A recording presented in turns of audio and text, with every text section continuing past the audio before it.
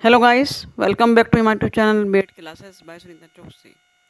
आधार पाठ्यक्रम नई शिक्षा नीति के अनुसार भाषा और संस्कृति फाउंडेशन कोर्स इकाई 3 20 शब्द, जिसमें धर्म चैप्टर को हमने पार्ट 1 पार्ट 2 को पढ़ा है। प्रीवियस वीडियो में जाकर देख सकते हैं। बहुत ही डिटेल में 20 शब्द धर्म को समझाया गया है। पार्ट 3 में हम धर्म से रिलेटेड संबंधित 20 शब्द के 40 महत्वपूर्ण प्रश्नों को देखने वाले हैं। तो आइए देखते हैं प्रथम वर्ष के विद्यार्थियों के लिए 40 महत्वपूर्ण प्रश्न धर्म चैप्टर से। पार्ट 3 में पहला क्वेश्चन देख रहे हैं, 20 शब्द का भाव कैसा होता है। 4 ऑब्जेक्टिव दिए जाएंगे आपको। सूक्ष्म होता है, विस्तृत होता है, विशाल होता है, अति सूक्ष्म होता है। हमारा सही उत्तर होगा सूक्ष्म होता है। 20 शब्द का भाव सूक्ष्म होता है, जिसे बहुत गहन अध्ययन के बाद ही समझा जा सकता है। 20 शब्द कहलाता है, क्या कहलाता है? अव्यक्त भाव। तीसरा प्रश्न हमारे सम्मुख है, जिसका कोई सांस्कृतिक अर्थ हो कहलाता है। जिसका कोई सांस्कृतिक अर्थ हो, हमारा सही उत्तर है 20 शब्द कहलाता है। फोर्थ नंबर का क्वेश्चन देखिए स्क्रीन पर, 20 शब्द को कौन नहीं समझ सकता। ये जो 20 शब्द वाला चैप्टर है विद्यार्थियों, बहुत ही डिफिकल्ट है और स्टूडेंट्स को समझ में नहीं आ रहा था। ऑन डिमांड इस वीडियो पर हमने क्वेश्चन लिए हैं। तो अन्य सामान्य जन, 20 शब्द को अन्य सामान्य जन नहीं समझ सकते, क्योंकि 20 शब्द अपने आप में विशिष्ट अर्थ देते हैं, गुण अर्थ देते हैं। गुम्फित शब्द का अर्थ क्या है? लेसन में कहीं यूज़ हुआ है गुम्फित शब्द, इसलिए इसका अर्थ भी पूछा जा सकता है। गुम्फित शब्द का अर्थ होता है गुथा हुआ। देखते हैं प्रश्न क्रमांक 6। 6 नंबर के क्वेश्चन में जो नई शिक्षा नीति के अनुसार 50 ऑब्जेक्टिव प्रश्न पूछे जाएंगे। हम इकाई 3 से 20 शब्दों को देख रहे हैं, धर्म चैप्टर से संबंधित। 20 शब्द का आशय कौन समझ सकता है? उत्तर, संबंधित विषय का ज्ञान रखने वाले लोग। सामान्य लोग इसे नहीं समझ सकते। 7वां प्रश्न है, पारिभाषिक शब्दों का आर्थिक क्षेत्र कैसा होता है। तो यहाँ आर्थिक लिखा है, आप इसे आर्थिक क्षेत्र कर लेंगे, क हटाना है आपको। आर्थिक अर्थात अर्थगत क्षेत्र क्या होता है। आर्थिक क्षेत्र से तात्पर्य है अर्थगत क्षेत्र क्या होता है, कैसा होता है। तो पारिभाषिक शब्दों का आर्थिक क्षेत्र सीमित होता है।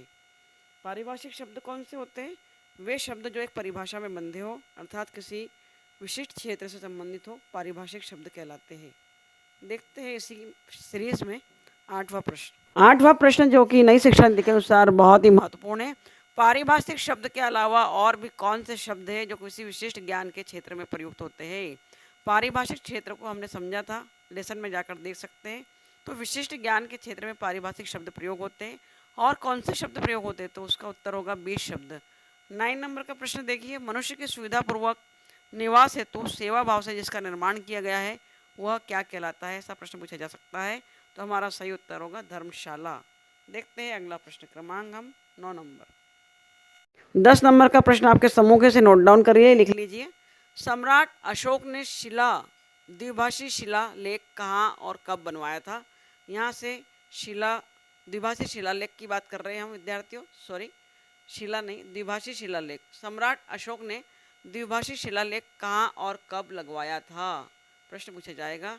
तो सही उत्तर नोट डाउन करेंगे। उत्तर है 258 ईसा पूर्व कंधार में लगवाया था। वैसे लेसन को विस्तृत में समझाया गया है, उसे भी जाकर देख सकते हैं।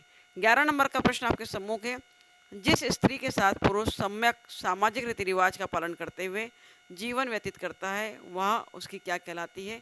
तो हमारा उत्तर होगा धर्मपत्नी, सम्यक अर्थात संपूर्ण रीति रिवाज के साथ। अगला प्रश्न क्रमांक 12। महत्वपूर्ण प्रश्न देखिए, पुराने समय में न्यायालय या कचहरी को क्या कहा जाता था। हमारा सही उत्तर है धर्माधिकरण। धर्माधिकारण लिखा है, धर्माधिकरण कर लेंगे इसे विद्यार्थियों।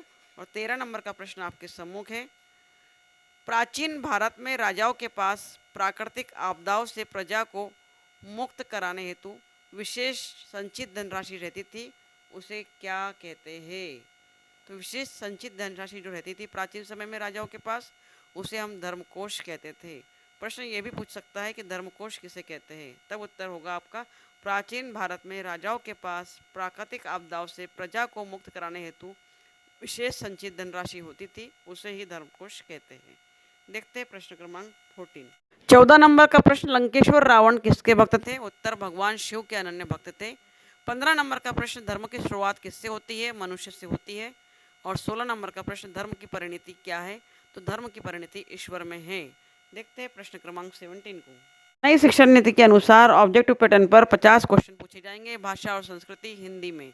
17 नंबर का प्रश्न आपके सम्मुख है। इकाई 3 से मनुष्य के लिए ईश्वर तक पहुंचने का माध्यम है? उत्तर धर्म। 18 नंबर का प्रश्न आपके सम्मुख है। भारतीय चिंतन में धर्म के कितने कार्य बताए गए हैं? 2 कार्य बताए गए हैं। और 19 नंबर का प्रश्न आपके सम्मुख है। भारतीय चिंतन में धर्म के 2 कार्य कौन कौन से हैं? तो भारतीय चिंतन में धर्म के दो कार्य है, पहला कर्म है तो दूसरा अध्यात्म है। विशेष प्रश्न है, बहुत आईएमपी है, नोट डाउन करेंगे।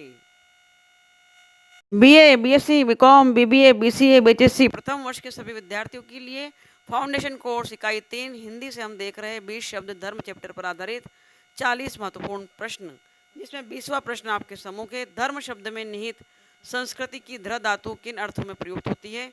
तो उत्तर कितने अर्थों में प्रयुक्त होती है? तो 2 अर्थों में। 21 नंबर का प्रश्न, संस्कृति की धृ धातु का पहला अर्थ क्या है?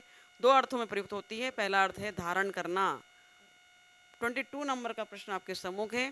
संस्कृति की धृ धातु का दूसरा अर्थ क्या है? पहला अर्थ धारण करना है और दूसरा अर्थ विद्यार्थियों धारणा है। आशा है नोट डाउन कर रहे होंगे आप, बहुत इंपॉर्टेंट है आपके आने वाली एग्जाम के लिए।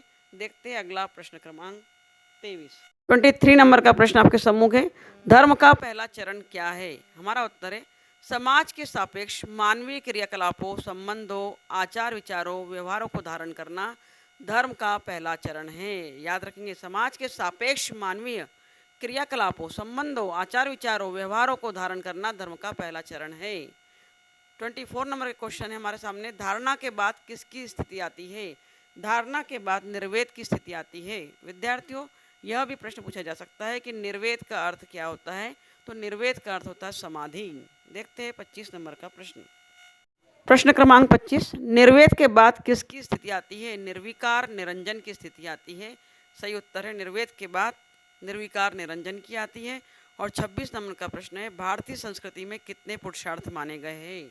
अगर आपने धर्म चैप्टर को पढ़ा है तो आप तुरंत उत्तर देंगे कि भारतीय संस्कृति में 4 पुरुषार्थ माने गए हैं। प्रश्न क्रमांक 27, भारतीय संस्कृति के जो 4 पुरुषार्थ माने गए हैं वो 4 पुरुषार्थ कौन कौन से हैं? तो 4 पुरुषार्थ हमारे इस प्रकार है। धर्म, अर्थ, काम, मोक्ष। पहला पुरुषार्थ है धर्म, दूसरा है अर्थ, तीसरा है काम और चौथा है मोक्ष। 28 नंबर का प्रश्न आपके सम्मुख है। भारतीय संस्कृति का पहला पुरुषार्थ कौन सा है? तो पहला पुरुषार्थ धर्म है, दूसरा आप जानते हैं अर्थ है, तीसरा काम है और चौथा मोक्ष है। इस प्रकार पूछा जा सकता है कि भारतीय संस्कृति का चौथा पुरुषार्थ कौन सा है? तो मोक्ष है। 29 नंबर का प्रश्न आपके सम्मुख है। गौतम ऋषि ने धर्म के संबंध में क्या कहा था? उत्तर देखेंगे और लिखेंगे। उन्होंने कहा जिस कार्य को करने से व्यक्ति का अभ्युदय हो और श्रेयस की सिद्धि हो वही धर्म है। देख रहे हैं 30 नंबर का प्रश्न। 30 नंबर का प्रश्न आपके सम्मुख है। मनुस्मृति में मानव धर्म के कितने लक्षण बताए गए? उत्तर 10। अब ये मनुस्मृति क्या है, जरूर मनुस्मृति पर भी थोड़ा सा पढ़ लीजिएगा, देख लीजिएगा। पद्म पुराणकार के अनुसार धर्माचरण क्या है? तो उत्तर उनके अनुसार जो धर्माचरण की परिभाषा है वो है जो अपने अनुकूल ना हो वैसा व्यवहार दूसरों के साथ नहीं करना चाहिए। यह पद्म पुराणकार ने कहा था। अब देखते हैं 32 नंबर का प्रश्न। 32 प्रश्न क्रमांक देख रहे हैं। योग वाले स्मृति में धर्म के कितने लक्षण बताए गए? याग दिख रहा है, उसे योग कर लेंगे। उत्तर 9।